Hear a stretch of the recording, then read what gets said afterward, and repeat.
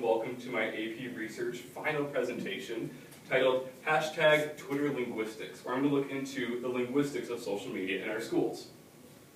So first of all, I am Ian English. You can find me at IanEnglish45 on Twitter, and I am the student researcher for this whole project. I handled the basis of it, creating the style of research, understanding the background of what's happening in linguistics, as well as conducting the research. I did have a research assistant helping me conduct surveys. To start off, my research question: how are academics and tweets related? This is the fundamental basis of my research for this year. I'm looking at how our tweets, which are little social media tidbits, are connected to how someone does in school and their academics. So why does this matter? First of all, it matters to students. We want to understand students more so and how they respond to academics. So is there anxiety and stress coming from academics that we can find through social media? We could also use this technology of being able to find strong students through social media to help recruit for colleges without taking more testing. It could be a solution for schools to be able to possibly detect an ACT score for a whole district. We can also use that to target low-scoring students without offering them more testing. And also, this is really important to add to the research conversation of linguistics, to understand what is a good student and what's not a good student based off of how they tweet. So the goal of this, in order to answer the research question, is to find a statistical connection between academics and tweets. We want a quantifiable thing that we can understand in the relationship. So the fundamental idea that needs to happen in order to this whole research topic to work is that tweets contain a wealth of linguistic data. So the 140 character messages must mean something about the student, how they feel, how they respond academically. So first of all, what is Twitter? It's a microblogging platform that's used on social media, and it's 140 character messages. You might take your phone and tweet something, and it goes out to all your followers, and they can read it. It is hashtag driven, and hashtags are like number signs used to categorize a topic of the tweet. And it's really strong in the millennial youth development demographic. So a lot of the students in high school have a Twitter account, which makes it ideal for studying social media linguistics. So how can I create a study to understand these things? First of all, I surveyed to understand the academics of the different students that I'm looking at. Second, I collected their tweets. Third, I looked at the linguistic data of the tweets using analysis. And fourth, the statistical analysis of comparing the linguistic data to the academic data. And at the end, I looked at the correlations and tried to understand what do they mean in context of the whole school and social media. So for the data collection, I looked at academic info, ACT score, GPA, as well as advanced classes. And I also asked for their Twitter handle. Now, I ran into an interesting problem trying to collect tweets. Nothing really existed for that so far. There were programs out there, but they didn't fit my needs. So I learned to use the Python programming language in order to develop a piece of software that would download a user's tweets based off of their Twitter handle. So I would have a database of all the different Twitter users that had joined into my study, plug it into the program, and it would spit out a Word file of someone's tweets afterwards, which can be used the linguistic software to analyze. The tweets were then sent through LIWC, or Language Inquiry and Word Count Program, which is a linguistic analysis part of this, and I'll get into that in a little bit. The data is then aggregated into a database. And data management was a big part of this study because having almost 100 linguistic data points for every student, plus all the different points for their academics, and trying to understand how they all fit together was a big part of the study.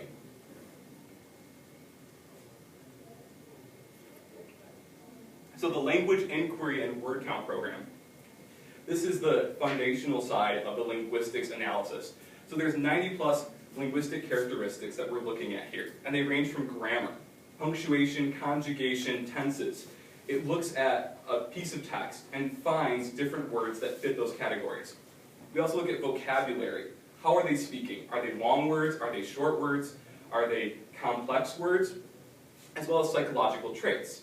So things like anxiety have trigger words that we can know psychologically sound that mean that that person's experiencing anxiety or happiness or anger. So by looking at a specific tweet, the program sees a word, maybe anxiety, and it ranks that word out of the whole of the text. So if there's 4 words in the tweet and one's anxious, it has a 25% anxiety rating. So this is the gold standard of linguistics research. This is what people traditionally use to understand a piece of text in a linguistics light. So I want to talk a little bit about the statistical analysis that I used for my study. And I chose to use StatLink, which is an advanced statistical software. Instead of doing this by hand, I was able to plug in my different spreadsheets, and it handled all the different correlations for me, of which I had to check over 100 different correlations. It's all automated. It handles the p-value of less than 0.05 to verify the credibility of the different claims I'm making about correlations. And it handles many types of data too, which makes it much easier for me as the researcher. So there's buckets of data like GPA, where it's 3.0 to 3.5 and 3.5 plus, to ACT score, which is raw data, to more categorical data, like responses for why someone might not use Twitter, where it's free response. So the ethics of this whole research. This is a key component in making sure that the people being studied are protected. So the first thing I did was install a data protection plan, outlined in my IRB, explaining exactly how I'm protecting the people I'm studying, making sure that the data is sealed off from everyone else and destroyed after it has been used. An incentive was given for all people participating in the study, despite them not finishing. So rather than paying them to finish the study, which is considered unethical, we had them, if they got halfway through and decided they didn't want to give me their ACT score, they had the right to walk away with the same reward. Subjects' consent were given at the beginning of every survey. So they had to agree to understand exactly what they were getting into with giving me their information and what it was being used for. Risk reduction. Everything was encrypted and online. Names were separated from ACT score, so there isn't a database where someone's name is directly attached to it, which is a key privacy factor. And overall, this whole study was approved by the Independent Review Board and was carried out in the manner which it was portrayed to the Independent Review Board. So now the results, the big stuff. We're answering the question, is there a relationship between academic data and tweets? So first of all, 40 million words were analyzed in this study. Out of the aggregate tweets of the senior class that I studied, we had 40 million separate words. Tweets, I'm not sure. I think my estimate's close to 300,000, maybe more. So the academic data, I'm going to go into a little more about why I chose these ones to study, these specific categories to study. So grade point average. In our district, it's weighted on a 5-point scale, including AP for 5-point, where all other classes are on a 4-point scale. ACT score. Everyone in the population that I used has taken the ACT. And advanced classes are considered AP, IB, or dual enrollment classes. And that gives a little more perspective on not just their achievement, but what classes they're choosing to take. So these are my findings in a nutshell. Work is the strongest linguistic indicator of academic success. And when I say work, it's the work category of linguistics. So the more someone talks about university, job, wage, hours on Twitter, more likely their ACT score, their GPA, and the more they'll take more advanced classes, so they'll all be higher. It's not a causation relationship though. So if you pull out your phone now and start talking about work, your ACT score is not going to go up. Anxiety is in fact related to advanced classes and GPA, but not ACT. So we see the more advanced classes someone takes, and the higher their GPA, the more often they'll share on social media things that show that they have signs of anxiety. And there are 29 categories statistically linked to academic information. So that answers the original research question. Is there a relationship between academics and tweets? There are 29 relationships. So to break my results down a little more by ACT, GPA, and advanced classes, we see work is still, across the board, the most correlated linguistic topic. But in second, for ACT and advanced classes, we see first-person plural pronouns, which are words in the English language like we and us. And my theory for that is teamwork. The kids who score well in the ACT and take advanced classes are kids that are used to working in a team setting and thinking about us.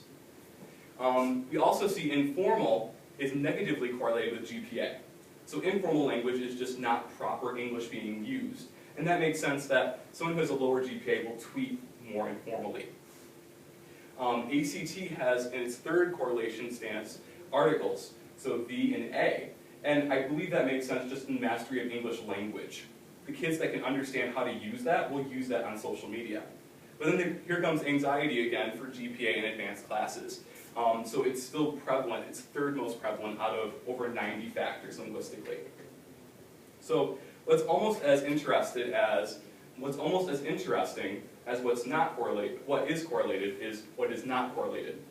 So language, net speak is not correlated. So things like LOL and emojis are not connected whatsoever to any academic information. Swearing is across the board on average the same for almost all Twitter users.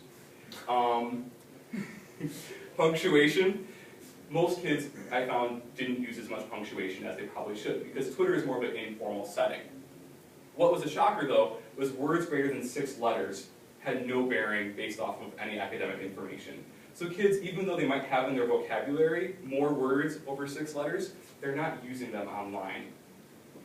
Future tense, which I thought went along with work. If you're thinking about what you're doing in the future in a job field as a student, you're probably going to be using the future tense, but that wasn't the case. Non-fluencies like or were the same across the board as well.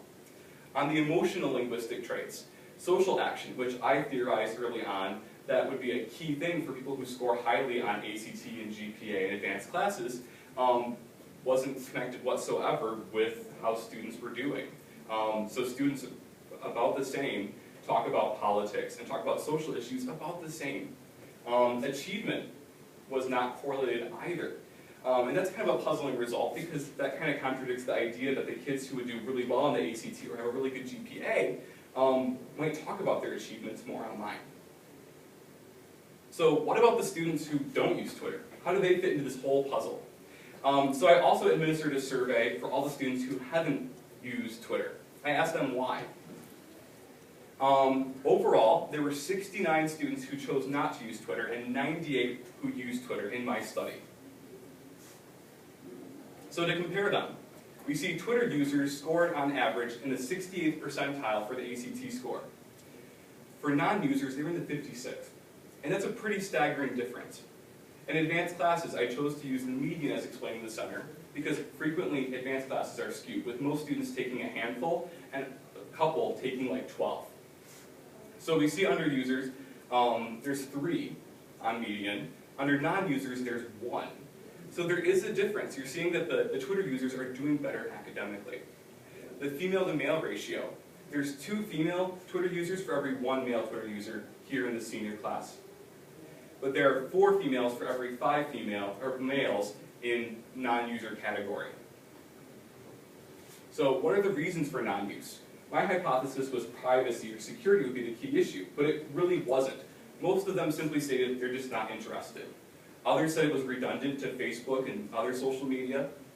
Some said it was time wasting, but only a handful. That would be a good explanation to understand that this population is very inclusive, because if a high amount said time wasting, our top students wouldn't be included in this study if they were choosing not to use social media because of academic reasons. And only 4.3% cited privacy as an issue.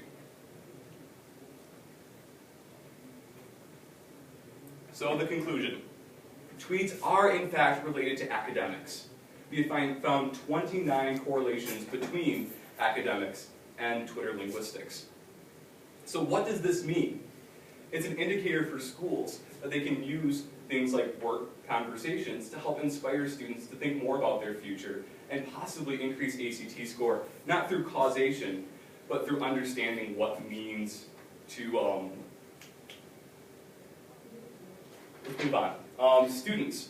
We can now look for anxious students using social media and understanding how we can help them by targeting them on social media rather than just in class, because that's something that's not really being addressed right now as a byproduct of our advanced classes. And solutions for students who don't do very well. We now know what a student who doesn't do very well on the ACT looks like online, so we can help seek that out and maybe address that earlier on.